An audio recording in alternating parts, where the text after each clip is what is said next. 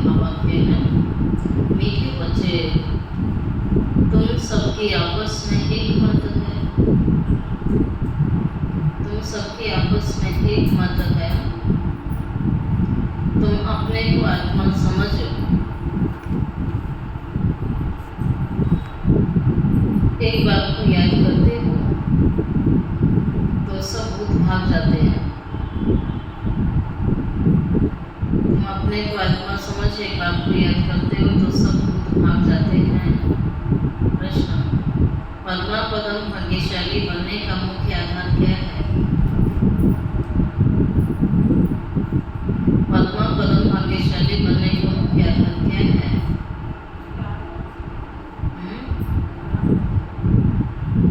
जो बाबा सुनाते हैं उस एक एक बात को धारण करने वाले ही, जो बाबा सुनाते हैं उस एक एक बात को धारण करने वाले ही पद्मा पदम भाग्यशाली बनते हैं।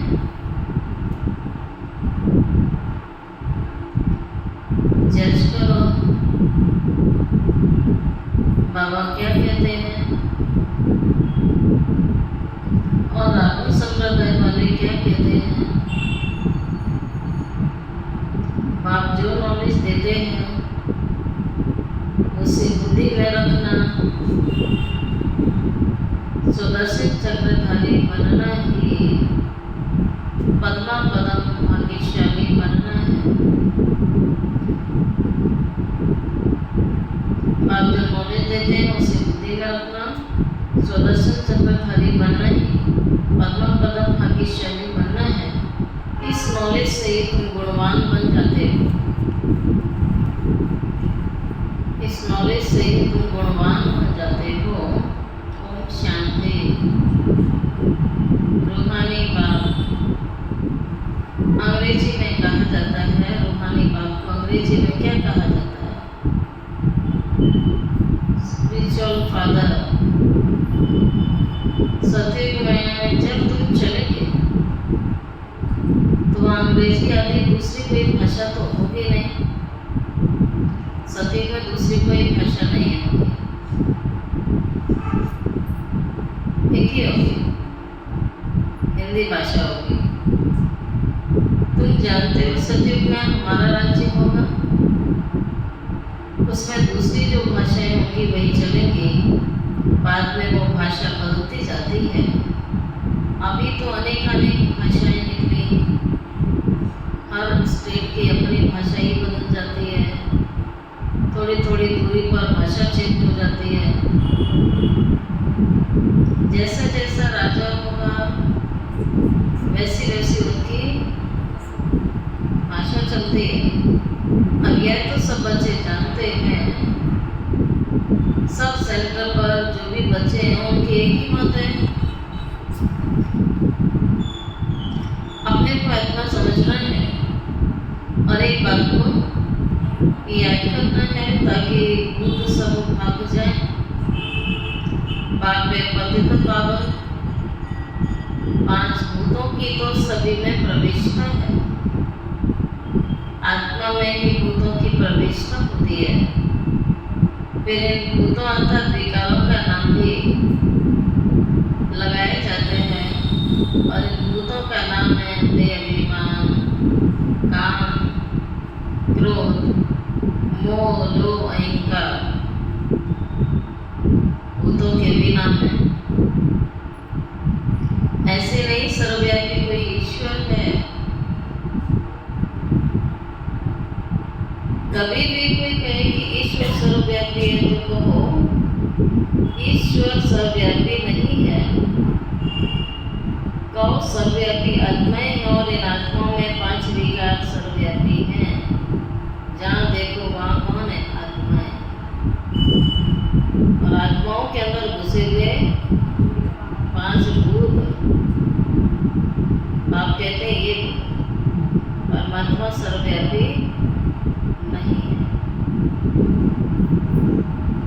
बाकी ऐसे नहीं बोलो कि परमात्मा सर्व में विराजमान। परमात्मा में फिर 5 भूतों की प्रविष्टा कैसे हो जाएगी? सब में परमात्मा है तो परमात्मा में कैसे आ सकते हैं? आत्माओं में तो 5 भूत हैं अभी। एक एक बात को अच्छी रीति धारण करने से तुम क्या बन जाओगे? आज बाबा ने क्या टाइटल दिया, क्या बन जाओगे? एक एक बात को अच्छी रीति धारण करने से तुम पद्मावलम भाग्यशाली बन जाओगे। दुनिया वाले रावण संप्रदाय क्या कहते हैं और बाप क्या कहते हैं, सब जज करो। हर एक के शरीर में आत्मा विराजमान है, ना कि परमात्मा। उस आत्मा में 5 विकार प्रवेश हैं, शरीर में नहीं। आत्मा में 5 विकार अथवा भूत प्रवेश होते हैं। सतयुग में ये 5 भूत नहीं होते हैं, नाम ही होता है देवी वर्ल्ड। देवी देवताओं की दुनिया, देवी देवताओं की राजधानी ये है कि पूरी दुनिया किसकी है? फिर बाबा कहता है डेविल वर्ल्ड। सतयुग के लिए देवी वर्ल्ड कहा है, लेकिन अभी क्या है? Devil world. सबके अंदर भूत है तो ये डेविल वर्ल्ड। डेविल माना भूतों की दुनिया। आज बाबा कहते हैं डेविल असुर को कहा जाता है। कितना दिन और रात का फर्क है। अभी तुम चेंज होते हो, वहाँ तुम्हारे में कोई विकार होंगे नहीं, ये परिवर्तन अभी कर रहे हो। वहाँ कोई विकार नहीं होंगे, इसलिए निर्विकारी जीवन होगी, तो निर्विकारिता होगी। वहाँ तुम्हारे में संपूर्ण गुण ही गुण होते हैं। और यहाँ कहते हैं मनुष्य अवगुणों का पुतला हो गया है। यहाँ गुण या गुण भरे पड़े हैं और सतयुग में गुण ही गुण है, इसलिए वो सतयुग है। और जहाँ अवगुण ही अवगुण है, इसलिए वो क्या बन गया? कलयुग। तुम 16 कला संपूर्ण बनते हो। पहले 16 ही कला थे, लेकिन धीरे धीरे हर चीज नई से क्या होती है? पुरानी होती है ना। आत्मा भी पुरानी हो गई ना, तो पुरानी हुई माना विकार आ गए, नई आत्मा में कोई विकार नहीं थे। तो ये सारी सृष्टि की बात बाबा कर रहा है। केवल 2-4 घर नहीं होते हैं, सतयुग में एक सृष्टि होती है। सतयुग की पूरी दुनिया है। और इस समय बाबा सभी आत्माओं की बात कर रहा है। तो ऐसे नहीं कि ब्राह्मणों से सारे भूत निकल गए हैं।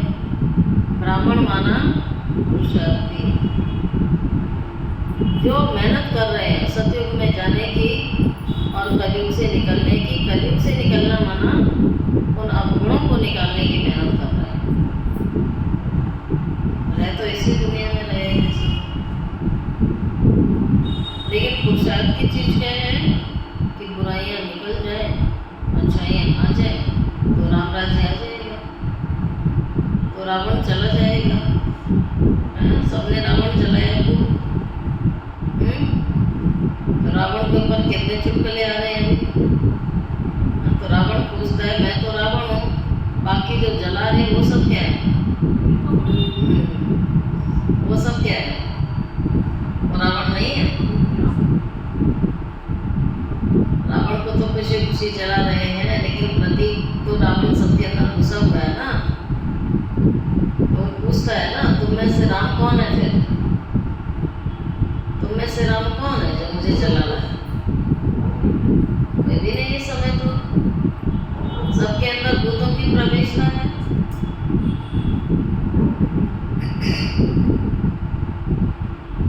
इस चक्र का अभी मालूम पड़ा है। 84 का चक्र कैसे फिरता है, हम आत्मा को स्व का दर्शन हुआ है, अर्थात चक्र की नॉलेज हुई है। उठते बैठते चलते तुमको ये नॉलेज बुद्धि में रखना है। बाप नॉलेज पढ़ाते हैं। भगवान हमें सर्वश्रेष्ठ दान विद्या दान जो भगवान हमें आकर करता है, और वो विद्या दी है राजयोग की।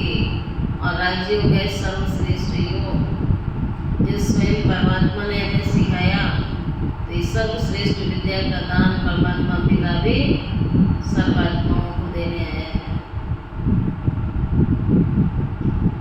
उठते बैठते चलते फिरते क्या रखो, ऐसी कोई चीज है जीवन में चेक करो जो मुझे उठते बैठते चलते फिरते याद रहती है? किसमें बुद्धि है?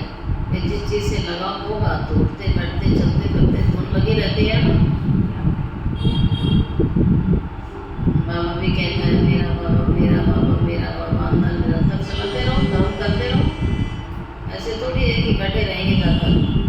भगवान कह रहा कर्म करो, ज्ञान करते रहो ना साथ साथ, तो व्यर्थ से बचे रहोगे। बाकी कर्म तो करने के लिए मना नहीं किया है ना, व्यर्थ कर्म करने के लिए मना किया है। बाप नॉलेज पढ़ाते हैं, ये रूहानी नॉलेज बाप भारत में ही आकर देते हैं। हमारा भारत वास्तव में हिंदुस्तान कहना तो रॉन्ग है ना। तुम जानते हो भारत जब स्वर्ग था तो सिर्फ हमारा ही राज्य था और कोई कर्म नहीं था। न्यू वर्ल्ड थी, नई राजधानी थी, नई दिल्ली कहते हैं ना, लेकिन बाबा हमेशा मुरली चलाते हैं। नई दिल्ली थोड़ी है, नई दिल्ली में तो सब सुखी हो जाएंगे ना, कोई किचड़ा पट्टे नहीं होगा नई दिल्ली में। लेकिन नई दिल्ली कहते हैं, बाबा कहते हैं सब पुरानी हो गई है। यहाँ सब कुछ ओल्ड है और नई दुनिया में सब कुछ न्यू होगा। इसलिए ओल्ड वर्ल्ड है और सजीव है न्यू वर्ल्ड। तो नई दिल्ली कहते हैं, दिल्ली का नाम असल दिल्ली नहीं था। क्या बताया था? 2-4 दिन पहले दिल्ली में आया था। अच्छा ठीक है। बाबा ने कहा परिस्तान कहते थे। अभी तो नई दिल्ली पुरानी दिल्ली कहते हैं ना, फिर ना पुरानी ना नई दिल्ली होगी, परिस्तान कहा जाएगा। दिल्ली को कैपिटल कहते हैं। ये लक्ष्मी नारायण का राज्य होगा और कुछ भी नहीं होगा, हमारा ही राज्य होगा। अभी तो राज्य नहीं है, इसलिए सिर्फ कहते हैं हमारा भारत देश है, राजाएं तो है नहीं। तो बच्चों की बुद्धि में सारा ज्ञान का चक्र, बुद्धि में सारा ज्ञान चक्र लगाता है। बरोबर पहले पहले इस विश्व में किसका राज्य था? बाबा कहता है पहले इस विश्व में देवी और देवताओं का राज्य था। सबसे सर्वश्रेष्ठ सृष्टि में देवी देवताएं थे। धीरे धीरे समय परिवर्तन के आधार से धीरे धीरे परिवर्तन आते आते आते आते और अभी हम ये बन गए। कहते हैं ना मनुष्य पहले बंदर था, फिर बंदर से धीरे धीरे मनुष्य बन गया। और बाबा ने क्या समझा दिया कि तुम बंदर समान थे। एक था बंदर थे, एक थे बंदर समान थे, अंतर हो गया। बंदर से तुलना की थी। बंदर में 5 विकार बहुत ज़्यादा होते हैं। आज मनुष्य आत्माओं में भी 5 विकार बहुत ज़्यादा है। तो मनुष्य बंदर समान बन गया। तब बाबा आकर के हमें क्या बनाते हैं?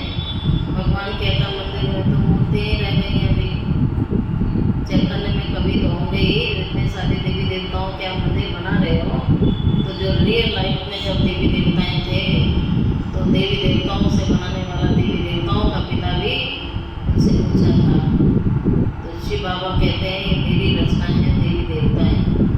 अक्सर दुनिया वाले ये बात समझ में नहीं आती है। वो कहते हैं देवी देवताओं को नहीं मानते, मूर्तियों को नहीं मानते। हम देवी देवताओं को तो पूरा मानते हैं। हमारी पढ़ाई देवी देवताओं से, हमें बनना ही देवी देवता है।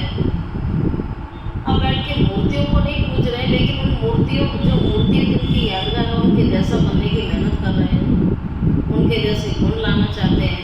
आप बताइए कौन सा अच्छा है? सिर्फ मूर्ति पर अगरबत्ती घुमाते रहो जीवन भर, बाकी तो वही करो। या जो मूर्ति जिसका यादगार है उनसे प्रेरणा लेकर के उनके जैसा जीवन बनाना, वो ज़्यादा अच्छा है।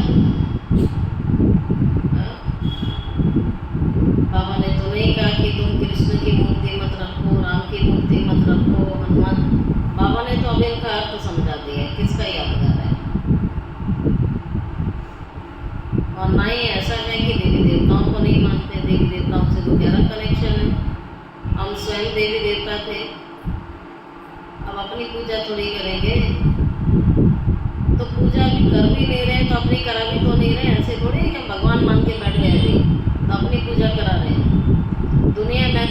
देवताओं को तो पूजते हैं, तो अपनी पूजा क्यों करा रहे हैं? उनसे तो कोई सवाल नहीं करता है ना, जाके करता है कि तुम मनुष्य होकर के, गृहस्थी होकर के, और अब तुम अपनी पूजा करा रहे हैं। गुरु क्या है? अपनी पूजा नहीं करा रहे हैं? करा रहे हैं। एक तरफ मंदिर में जाते हैं, एक तरफ देवी देवताओं को पूज कहते हैं, एक तरफ अपनी पूजा कराते हैं बैठ के। घर घर में उनकी तस्वीर मिलेगी। अब यहाँ तो बाबा कहता है ये फोटो लगे ऐसे थोड़ी है कि हमने ब्रह्मा बाबा को ही याद कर रहे हैं,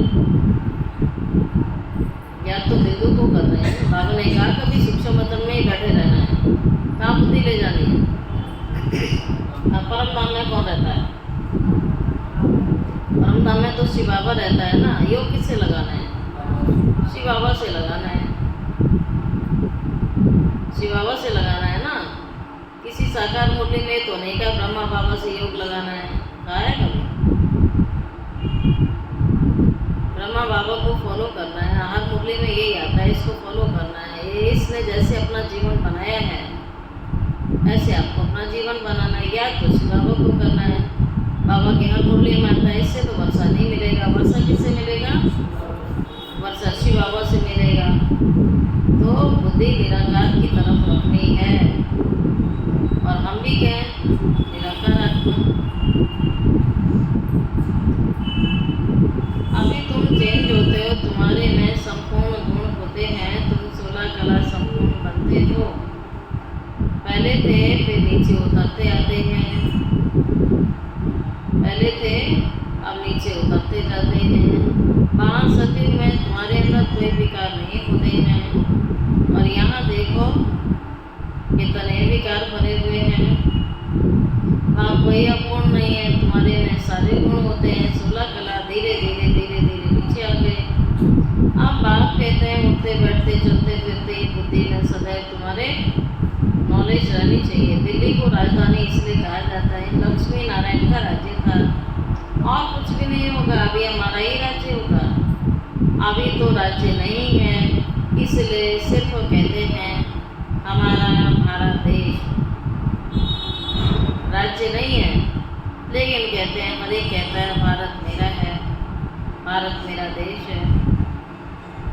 राजाएं तो है नहीं, अभी है राजा कोई? राजाएं होते थे तो राजाओं का तख्त होता था, तिलक होता था, दरबार लगती थी, ताज पहनते थे। अब है कोई ताज वाले राजा हैं क्या? बाबा कहता है आपको कलयुग अंत आते आते राजा ही खत्म हो जाती है ना। अभी तो राज्य नहीं है, इसलिए सिर्फ कहते हैं भारत हमारा देश है, राजाएं हैं नहीं। बच्चों की बुद्धि में सारा ज्ञान, जो ज्ञान बाबा ने इतना सारा ज्ञान दिया है, इस ज्ञान से बुद्धि को भरपूर रखेंगे तो बुद्धि में क्या चक्कर लगाएगा? और ज्ञान को एक कान से सुन के, कल बाबा ने कहा था कई बच्चे सुन के क्या करते हैं? बह जाता है। तो जब ज्ञान बह गया तो चक्कर क्या लगाएगा? जो और बातें वो बुद्धि में घूमती रहेंगी।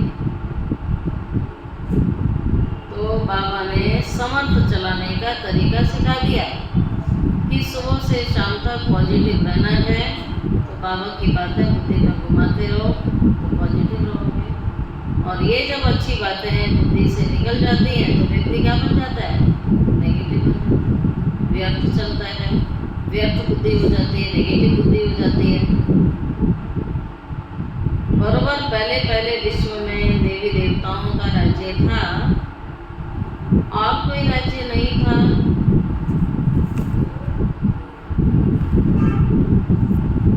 जमुना का किनारा था और जमुना के किनारे पर क्या थे? हमारे महल थे। भगवान कह रहे तो थे। और महलों में कौन रहता था? कौन रहता था? हम रहते थे। बोलो। उन महलों में हम रहते थे।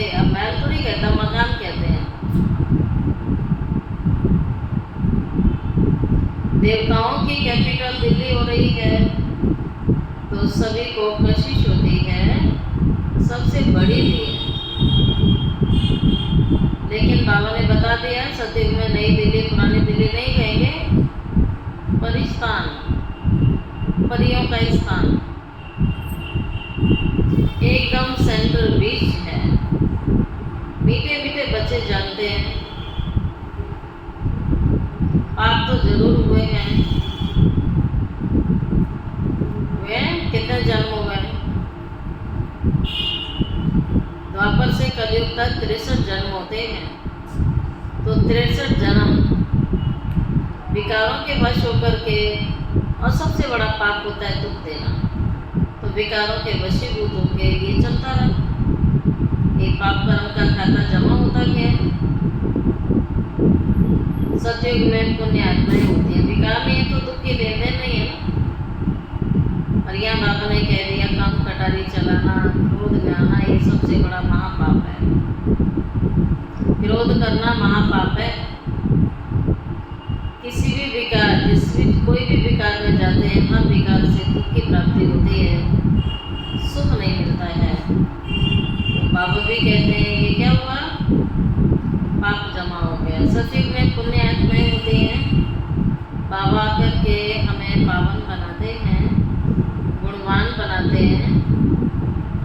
वैसे भी क्या लक्ष्य नहीं है, बच्चे को कहाँ स्कूल भेजते हैं कि मेरा बच्चा क्या बन जाए, लायक बन जाए, अच्छा बन जाए, समझदार बन जाए, कुछ विशेष बन जाए। पढ़ने भेजते हैं ना, भगवान भी तो पढ़ा ही रहा है। अब स्कूल में कोई जादू किया जाता है? बच्चा खुद मेहनत करता है ना, मेहनत करेगा तो पढ़ेगा, नहीं करेगा तो फेल हो जाएगा। यहाँ भी बाबा कहता है मैं कोई ऐसा जादू थोड़ी करता हूँ, मैं पढ़ाने आता हूँ। जो पढ़ेगा उससे हम अपना परिवर्तन करें, पढ़ाई करें। बाप आकर तुम्हें पावन बनाते हैं, जिसकी तुम शिव जयंती मनाते हो।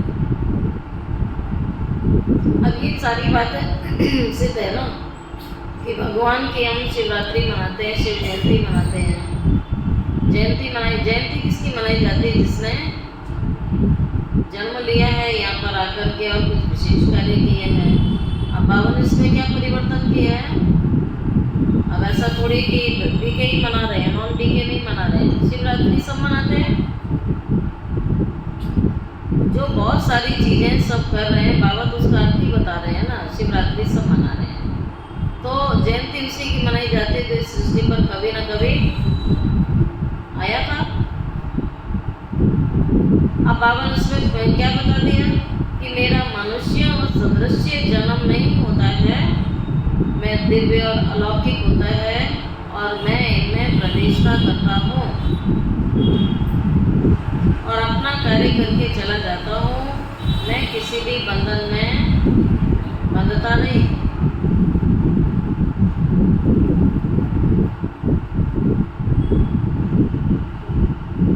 तो शिवरात्रि मनाई जाती है।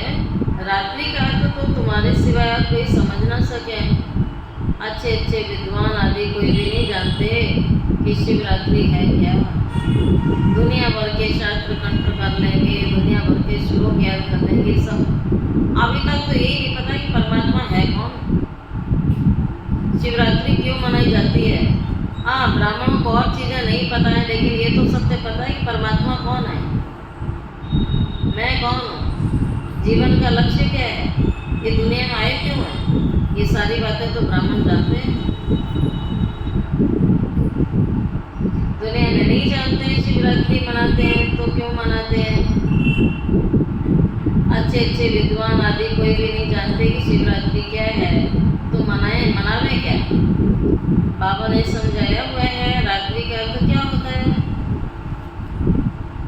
रात्रि का अर्थ 5000 साल का चक्र है, उसमें सुख भी होता है, दुख भी होता है। तो खेल का ये पार्ट है। अभी कौन सा पार्ट चल रहा है? खेल में अभी दुख का पार्ट चल रहा है। और 2500 साल कौन सा पार्ट चला? सुख का पार्ट चला। तो जब दुख का पार्ट चलता है तो रात कहलाती है, जब सुख का पार्ट चलता है तो दिन कहलाता है। तो सुख को दिन कहा जाता है और दुख को रात कहा जाता है। तो दिन और रात के बीच में आता है संगम। 2500 साल आधा चला, तो दिन और रात का जब संगम होता है, बाबा कहते हैं मैं आता हूँ जब रात जा रही है और दिन आ रहा है। आधा कल्प है सोच रहा और आधा कल्प है अंधियारा। भक्ति में तो बहुत दिख चलती है। यहाँ तो सेकंड की बात है, बहुत ईजी है, बिल्कुल ईजी है, सहज योग है। तुमको पहले जाना है मुक्ति धाम, फिर तुम जीवन मुक्ति जीवन बंद में कितना समय रहे हो ये तो तुम बच्चों को याद है, फिर भी घड़ी घड़ी भूल जाते हैं। बाबा समझाता है योग अक्षर है भी, परंतु दोनों का जिस्मानी योग है, यह आत्माओं का परमात्मा के साथ है। रूहानी योग वहाँ देह का देदारियों से योग है। और बाबा कहता है रूहानी योग है जो आत्मा अपने परमात्मा को याद करती है। सन्यासी लोग अनेक प्रकार के हठ योग आदि सिखाते हैं, मनुष्य मूझ जाते हैं। तुम बच्चों का बाप भी है तो बाबा हमारा टीचर भी है, तो उनसे योग लगाना पड़े ना। पढ़ाई और पढ़ाने वाले के साथ योग रहना चाहिए ना। टीचर से पढ़ना होता है।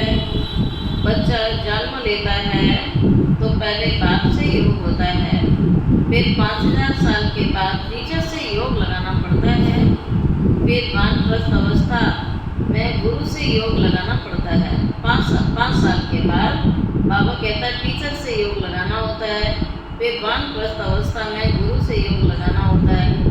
ये तो जीवन है। 5 साल का बच्चा हुआ तो स्कूल में भेज दिया जाता है, तो उसका योग किससे लग जाता है? पढ़ाई और टीचर स्कूल से। अब बूढ़ा हो जाता है, 60 साल का हो जाता है, तो कहते हैं आप गुरु कर लेते हैं। 3 मुख्य याद रहते हैं, वह तो अलग अलग होते हैं ना लौकिक जीवन में, बाप अलग, टीचर अलग, गुरु अलग। लेकिन यहाँ एक ही बार बाबा आता है, बाप आकर के तीनों एक साथ मिलते हैं। बाप मिला, टीचर मिला, गुरु मिला है। 5 साल का कोई अंतर नहीं है या 60 साल की बात नहीं है। जो जब ज्ञान में आया तीनों इकट्ठे मिल जाते हैं। जन्म लेते ही पढ़ाई चालू हो जाती है हमारी और वरदान मिलने चालू हो जाते हैं। वंडरफुल है ना। ऐसे बात को तो जरूर याद करना चाहिए ना। कितना याद करना चाहिए? हाँ, जितना भी दुनिया में आप किसी और को याद करते हैं उससे ऊपर कर लो बाबा को। सबसे ऊपर बाबा रखो। सबसे अधिक किसको याद रखना है? भगवान को याद रखना है। हम उसके बच्चे पहले भी थे, अब भी और आगे भी रहेंगे। शरीर में हैं तो भी उसके बच्चे हैं, शरीर में नहीं होंगे तो भी उसी के बच्चे हैं। उससे हमारा अविनाशी संबंध हुआ ना। तो अविनाशी पिता को सदैव याद रखना है।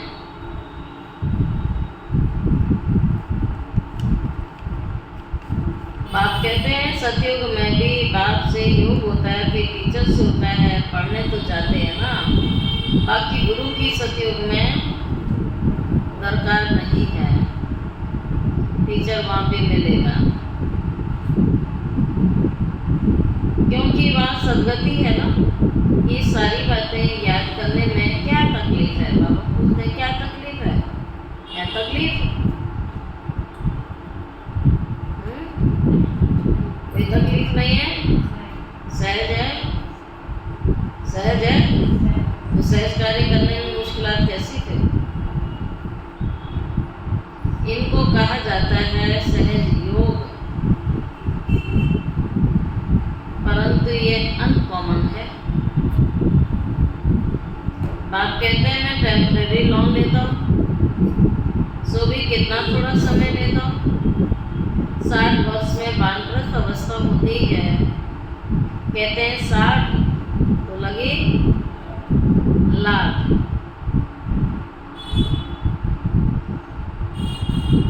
इस समय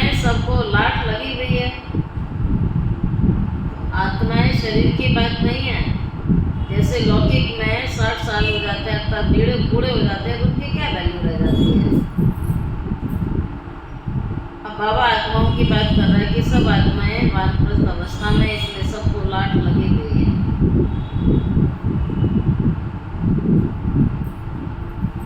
सब वानप्रस्थ निर्वाण धाम में जाएंगे, बहुत स्वीटों में, स्वीटेस्ट होम में। उनके लिए कितनी अथा भक्ति की है। अभी चक्कर फिर कर आए वो मनुष्यों को कुछ भी पता नहीं है, ऐसे ही गप्पोड़े लगाते रहते हैं। लाखों वर्ष का चक्र है, लाखों वर्ष की बात हो तो फिर रेस्ट मिल नहीं सकेगी, रेस्ट मिलना ही मुश्किल हो जाए। तुमको रेस्ट मिलती है, उसको कहा जाता है silence on in corporeal world. यह है स्थूल स्वीट होम, वह है मूल स्वीट होम। आत्मा बिल्कुल छोटा क्या है, स्टार है, और क्या है, बिंदी है, और क्या है, छोटी सी लाइट है। बाबा कहते हैं छोटा रॉकेट है। इनसे तीखा भागने वाला कोई होता ही नहीं है। आत्मा की स्पीड बहुत फास्ट है, रॉकेट कुछ भी नहीं है उसके आगे। ये सबसे तीखा है। एक सेकेंड में शरीर छूटा और भागा। दूसरा शरीर तो तैयार रहता है ना, तो रियल बात है ना। मनुष्य शरीर छोड़ के जाता है, पता ही लगता किधर चला गया, सन्नाटा हो जाता है, छुट्टी। सब रोते बिलखते रहते हैं, चला गया चला गया चला गया, लेकिन वो मुड़ के देखता है।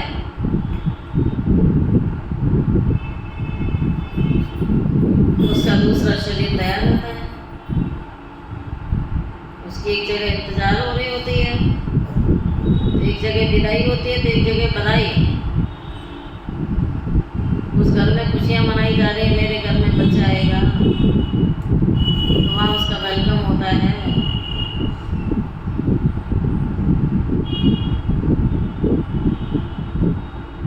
बाबा भी कहते हैं कितना तीखा रॉकेट है, ये भागा, दूसरा शरीर तैयार रहता है।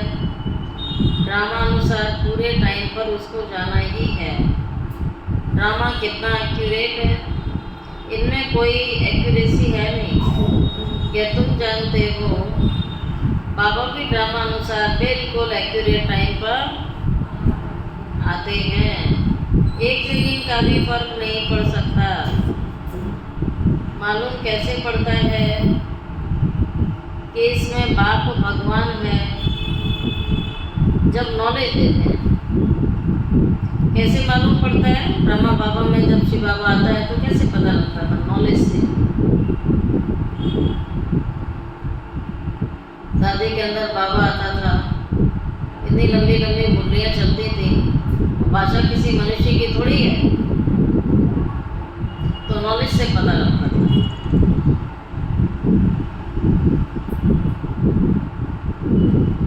मालूम कैसे पड़ता है इनमें भगवान है? जब नॉलेज देते हैं, बच्चों को बैठ समझाते हैं, शिवरात्रि मनाते हैं। मैं शिव कब और कैसे आता हूँ यह तुमको पता नहीं है। शिवरात्रि कृष्ण रात्रि मनाई जाती है, उसको भी कहते हैं रात को जन्म हुआ। राम की नहीं मनाते हैं रात्रि, क्योंकि फर्क पड़ गया ना। शिवरात्रि के साथ श्री कृष्ण की भी रात्रि मना लेते हैं, परंतु जानते कुछ भी नहीं है। ये यहाँ पर है ही सारा आसुरी रावण का राज्य। ये समझने की सारी बातें हैं। ये तो बाबा है। बूढ़े को बाबा कहेंगे, कोई छोटे बच्चे को बाबा थोड़ी कहा जाता है। कोई लव से भी बच्चे को बाबा कह देते हैं प्यार से, तो उन्होंने भी श्री कृष्ण को लव से कह दिया। बाप तो तब कहा जाएगा जब बड़ा होगा। फिर बच्चे पैदा करते हो तो श्री कृष्ण तो खुद ही प्रिंस है ना, खुद ही छोटा बच्चा है, उनको बच्चे कहाँ से आए? बाबा कहते हैं मैं बुजुर्ग के तन में आता हूँ। शास्त्रों में भी है, परंतु शास्त्रों की सब बातें एक्यूरेट नहीं होती हैं। कोई कोई बात ठीक है। ब्रह्मा की आयु माना प्रजापिता ब्रह्मा की आयु कहेंगे, वह तो जरूर इस समय होगा ना। ब्रह्मा की आयु पृथ्वीलोक में खत्म होगी। बाबा कहता है ब्रह्मा की आयु माना प्रजापिता ब्रह्मा की आयु कहेंगे, वह तो जरूर इस समय। ब्रह्मा की आयु पृथ्वीलोक में खत्म होती है। यह कोई अमर लोक नहीं है। यह कोई अमर लोक नहीं है। इनको कहा जाता है पुरुषोत्तम संगम युग। ये सिवाय तुम बच्चों के और कोई की बुद्धि में नहीं हो सकता है। बाबा बैठ बताते हैं, मीठे मीठे बच्चे, तुम अपने जन्मों को नहीं जानते। मैं आकर के बतलाता हूँ। तुम 84 जन्म लेते हो। कैसे लेते हो तो भी तुमको पता पड़ गया है ना।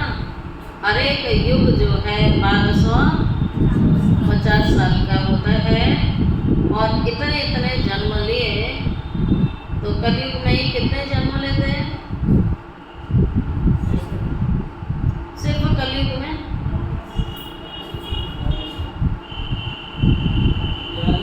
42, द्वापर युग में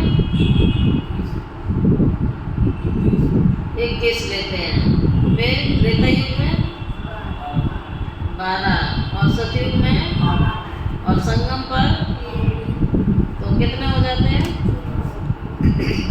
बाबा कहते हैं तुम 84 जन्म लेते हो। तो सारी बातों को अभी तुम समझ गए? समझ गए?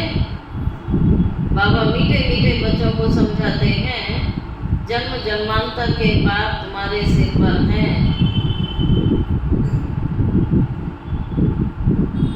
कितने जन्मों के? 63 जन्मों के पाप है। ऐसे थोड़ी कोई 84 जन्मों के हैं।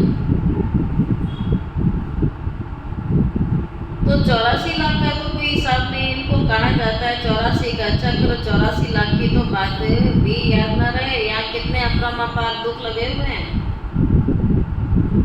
एक दुख खत्म होता है, दूसरा दुख आराम हो जाता है। कैसे दुख देने वाले बच्चे भी पैदा हो रहे हैं। दुख देने वाले बच्चे, इंसान बच्चे पैदा करता है सुख मिले, अब बच्चे क्या दे रहे हैं अभी? दुख। इसको कहा जाता है घोर रौरा नर्क। ये दुनिया बिल्कुल छीछी बन चुकी है। तुम बच्चे जानते हो, अभी हम नई दुनिया में जाने के लिए तैयारियां कर रहे हैं। पाप कट जाए, पुण्यात्मा बन जाए, ये तैयारी है ना कि पाप काटना है, अपने पुण्य जमा करना है। अभी कोई पाप कर्म नहीं करना है। 63 जन्म पाप किए हैं। भगवान कह रहा है बस लास्ट समय थोड़ा सा बचा है, अभी नहीं करो। एक दो पर काम कटाने चलाना, यादी मध्य अंत दुख देना होगा ना। अब ये रावण राज्य पूरा होता है, अभी कलयुग का अंत है। ये महामारी लड़ाई है अंतिम, फिर कोई लड़ाई आदि। बार बार कहा ना कृष्ण अर्जुन को, इसके बाद कोई युद्ध नहीं होगा। महाभारत लड़ाई के लिए बोला। ऐसा युद्ध ना कभी पहले हुआ था, ना कभी होगा। ये इसी युद्ध का वर्णन।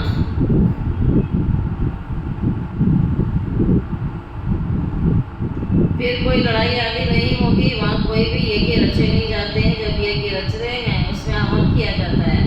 बाप ने भी यह जो रुद्र ज्ञान यज्ञ रचा है, इसमें बच्चे अपनी क्या डाल रहे हैं? पहले तो हवन सामग्री डाल रहे थे ना। अब भगवान कह रहा है अपनी बुराइयों की आहुति दो ना, जिससे कुछ फायदा हो। अब बाप ने समझाए रुद्र ज्ञान यज्ञ है। रुद्र शिव को कहा जाता है रुद्र माला कहते हैं ना। निवर्ती मार्ग वालों की, प्रवृत्ति मार्ग वालों की रस्म रिवाज का कुछ पता नहीं है। वह तो घर बार छोड़ के जंगल में चले जाते हैं, इसलिए उनका नाम पड़ जाता है सन्यासी। सन्यास किसका सन्यास किया? सबसे पहले घर बार का किया। खाली हाथ निकलते हैं। पहले तो गुरु लोग बहुत परीक्षा लेते हैं उनके, जो सन्यासी बनते हैं, घर गृहस्थी छोड़ करके सन्यास धर्म में चले जाते हैं, तो गुरु लोग बहुत परीक्षा लेते हैं, काम कराते हैं। पहले भिक्षा में सिर्फ आटा लेते थे, रसोई नहीं लेते थे, उनको जंगल में ही रहना पड़ता था, वहाँ कंदमूल फल मिलता था। ये तो गायब है ना। जब सतो प्रधान सन्यासी होते हैं तभी खाते हैं, कंदमूल फल जो भी वहाँ प्राप्त हुआ वही खाते थे। कोई भिक्षा मांगने शहर में नहीं आते थे। ये तो बाद में रिवाज निकला धीरे धीरे। तो भी आटा लेते थे, मना रसोई में ना पका हुआ भोजन नहीं खाते थे। पहले के सन्यासी सतो प्रधान थे। आप अपने को विशेष समझना चाहिए ना, ये वाइसलेस वर्ल्ड है। फिर बाबा कहता भी तो बात ही मत पूछो, सन्यासियों की बात क्या क्या करते रहते हैं, इसका नाम विशेष वर्ल्ड है, वह वाइसलेस वर्ल्ड है। अपने को विशेष समझना चाहिए। बात कहते सत्य को कहा जाता है शिवालय, निर्विकारी दुनिया, वाइसलेस वर्ल्ड। अपने को विशेष इस समय समझते हैं। यहाँ सब मनुष्य पतित है, इसलिए देवी देवताओं के बदले नाम हिंदू रख लिया क्योंकि पतित बन गए। बाबा सारी बातें समझाते हैं। तुम असल में बेहद बाप के बच्चे हो, वह तो तुम्हें 21 जन्मों का वर्षा देते हैं।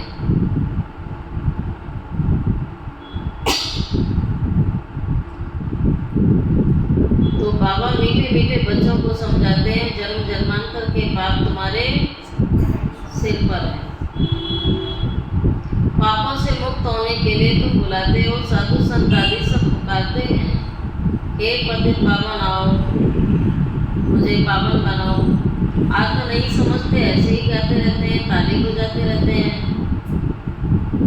उनसे कोई पूछे परमात्मा से योग कैसे लगाएं, उनसे कैसे मिले, कह देंगे अरे वो तो सर्वव्यापी है, सबके अंदर है, कि यही रास्ता बताते हैं। कह देते हैं वेद शास्त्र पढ़ने से भगवान मिलेगा, परंतु बाबा कहते हैं मैं 5000 साल के बाद ड्रामा के प्लान अनुसार ही आऊँगा। ये ड्रामा का राज सिवाय बाप के और कोई जानता नहीं है। लाखों वर्ष का ड्रामा नहीं है। बाप समझाते हैं 5000 साल का है। कल पहले भी बाबा ने कहा था मन मना भाव, ये महामंत्र है, माया पर जीत पाने का मंत्र है। बाबा ही बैठा तो समझाते हैं, दूसरा कोई। जब बाबा कहता सारा विश्व पतित बन जाता है, विशेष बन जाता है, सबके अंदर 5 भूत आ जाते हैं, तो जब सबके अंदर आ गए तो कौन निकालेगा? सारी बीमारी ठीक कौन करेगा? जिन्हें ठीक करने भेजा था वो भी बीमार हो गए, तब बाबा को आना पड़ा ना लास्ट में। कहा जाता है सर्व का सदगति दाता एक ही है ना, कोई मनुष्य हो नहीं सकता। देवताओं की भी बात नहीं है, वहाँ तो सुख ही सुख होता है, वहाँ कोई भक्ति नहीं करते हैं। भक्ति की जाती है भगवान से मिलने के लिए। सतयुग में भक्ति नहीं होती है, क्योंकि की जन्मों का वर्षा आपको मिला हुआ है, तब बह जाता है। दुख में सिमरण सब करें, सुख में करे ना कोई। और आगे सुख में सिमरण करें तो दुख काहे को होई। यहाँ था दुख है यहाँ, और सतयुग में घड़ी घड़ी कहते हैं भगवान रहम करो। ये कलयुगी दुखी दुनिया सदा नहीं रहती है। सतयुग त्रेता पास्ट हो गए, फिर होंगे लाखों वर्ष की बात भी याद नहीं रह सकती। अब बाप तो सारी नॉलेज देते हैं, अपना परिचय भी देते हैं, और रचना के आदि मध्य का राज भी समझाते हैं। 5000 साल की बात है। तुम बच्चों को ध्यान में आ गया, अभी तो पराए राज्य में हो, तुमको अपना राज्य था, अभी तो लड़ाई से अपना राज्य लेते हो, हथियारों से मारामारी से अपना राज्य लेते हो। तुम बच्चे तो योग बल से अपना राज्य स्थापन कर रहे हो। तुम्हें सत्व प्रधान दुनिया चाहिए, पुरानी दुनिया खत्म हो, नई दुनिया बनती है। इसको कहा जाता है कलयुगी पतित पुरानी दुनिया। सतयुग है नई दुनिया। यह भी किसी को पता नहीं है। सन्यासी कह देते हैं यह आपकी कल्पना है। वो कहते हैं ये ज्ञान काल्पनिक है, ये आपकी कल्पना है। और भगवान आके सत्य ज्ञान सुना रहा है। जब भगवान को नहीं जानते उसके ज्ञान को क्या समझेंगे। यहाँ ही सतयुग है, यहाँ ही कलयुग है, तो 4 युग तो पहले से ही बोलते हैं ना। बाबा बैठ समझाते हैं कि भी ऐसा नहीं है जो बाप को जानता हो। अगर कोई जानता होता तो मेरा परिचय भी देता ना।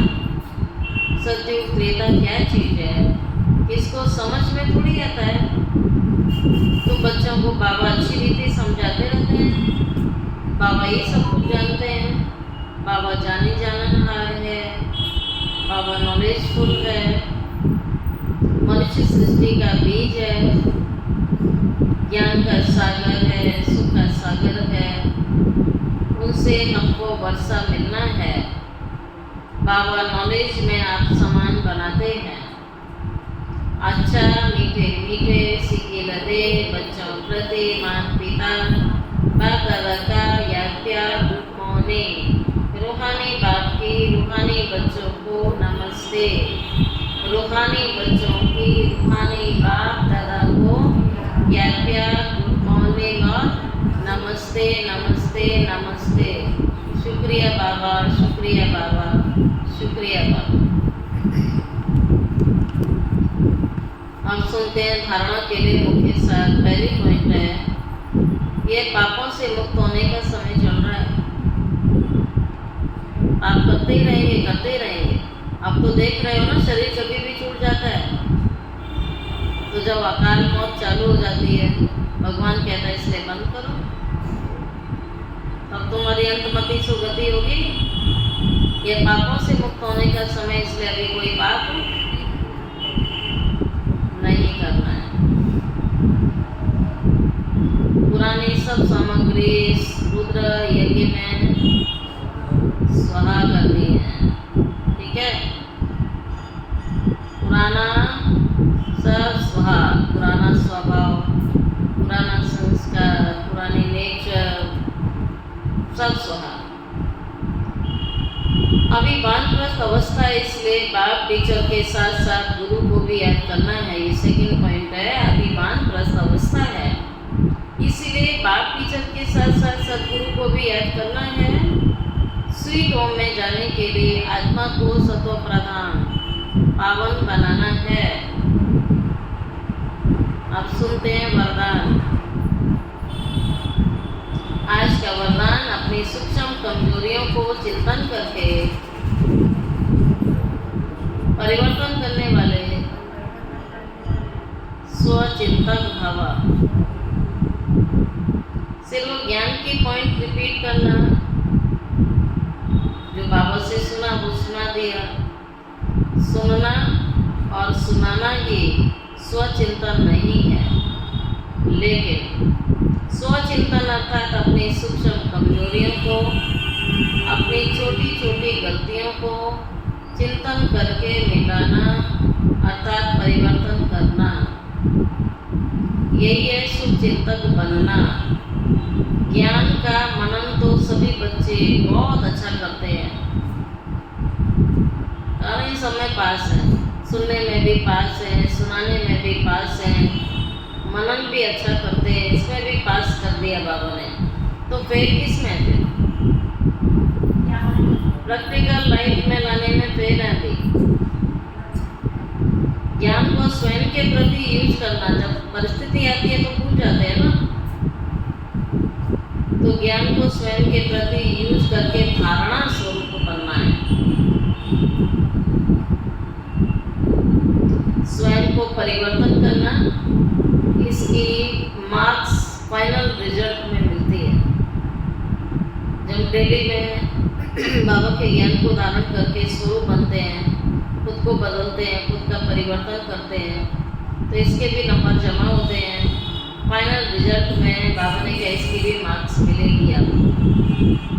आज का स्लोगन है हर समय करण करावन हार बाबा याद रहे। हर समय बाबा करण करावन हार है, मैं करण हार हूँ, बाबा करावन हार है। तो करण करावन हार कौन है? करण करावन हार बाबा है। तो फिर ये मैं बीच में सट जाना चाहिए कि मैंने किया, मैंने किया, मैंने किया। बाबा ने कराया। बाबा कहता है कर्म भी करो और भूल जाओ कि बाबा ने करा लिया, बाबा का शुक्रिया। कराने वाला बाबा है, कार्य बाबा का है। बाबा ने बीच में मुझ आत्मा को निमित्त बनाया, बस। लेकिन शक्ति बाबा ने दी, प्रेरणा बाबा ने दी, पावर बाबा ने दी। हर समय करण करावन हार बाबा याद रहे, तो मैंपन का अभिमान कभी नहीं आ सकता। ये बहुत गहरी बात है और कूट के अंदर भर लेनी है। कोई भी कर्म करो, कभी भी मैंपन नहीं लाओ। बाबा का शुक्रिया करो, बाबा ने करा लिया। तो हर बात में हर समय करण करावन हार बाबा याद रहे, तो मैंपन का